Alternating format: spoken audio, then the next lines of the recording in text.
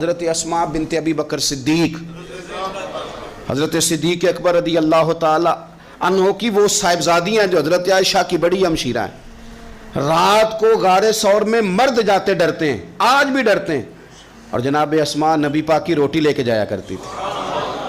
پھر اللہ نے ان کو بیٹا دیا، حضرت عبداللہ بن زبیر، یہ حضور کی پھپھی کے نواسے ہیں، حضرت زبیر بن عوام عشرہ مبشرہ صحابی ہیں، ان کے بیٹے ہیں، اور یہ وہ خوش بخت جوان ہے جس کو گھٹی نبی پاک نے اپنے لعاب دہن سے عطا فرمائی۔ یزیدی فوجوں کے خلاف امام حسین کے بعد جو آدمی باقاعدہ مرتب فوج کے ساتھ میدان میں آئے وہ حضرت عبداللہ ابن زبیر ہیں، مرتب کر کے اپنا لشکر لے کے نکلے۔ حضرت اسماء بوڑھی ہو گئی تھی، 90 سال عمر تھی، نظر نہیں آتا تھا۔ حضرت عبداللہ ابن زبیر جب لڑے یزیدی فوجوں کے خلاف تو کچھ ساتھی شہید ہو گئے، کچھ کے قدم پیچھے ہٹ گئے۔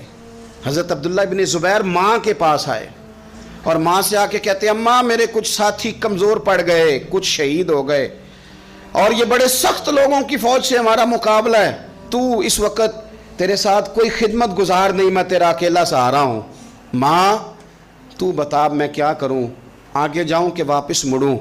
نابینا ہیں حضرت اسماء، عمر ہے 90 سال، بیٹے کی پشت پہ ہاتھ رکھ کے کہتی ہیں، پتر پہلے یہ بتا کہ تو حق پہ ہے کہ نہیں، تو حق پہ ہے کہ نہیں؟ ان ماؤں کی گود میں اسلام پلا کرتا تھا، حق پہ ہے کہ نہیں؟ تو حضرت عبداللہ ابن زبیر کہنے لگے، اماں میں حق میں ہوں۔ تو حضرت اسماء کہنے لگے، پتر پھر میدان میں جا اور میرا پتر ایک میرے ساتھ وعدہ کر، کوئی بھی تیر پشت پہ نہ کھانا، سارے سینے پہ کھا کے آنا۔ حضرت عبداللہ ابن زبیر عرض کرنے لگے، اماں یہ بڑے ظالم قسم کے دشمن ہیں، یہ آنکھیں نکال دیتے ہیں، ہونٹ کاٹ دیتے ہیں، جسم کے ٹکڑے ٹکڑے کرتے ہیں، تو سہ لے گی؟ کیا جواب ہے، کیا طاقت ہے، کیا ہمت ہے۔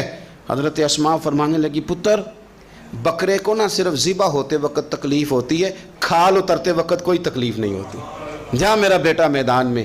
حضرت عبداللہ ابن زبیر شہید کر دیے گئے، ان کی لاش مبارک مکہ مکرمہ کے چوک میں جنت المعلیٰ کے پاس لٹکا دی گئی۔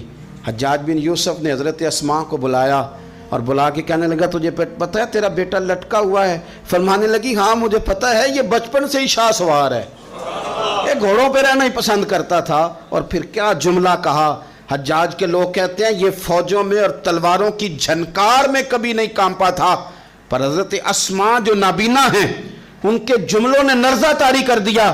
فرمانے لگی، حجاج میرا پتر لٹک گیا ہے، کہیں تیرے آگے جھکا تو نہیں نا؟ لٹک ہی گیا ہے، جھکا تو نہیں میرا پتر؟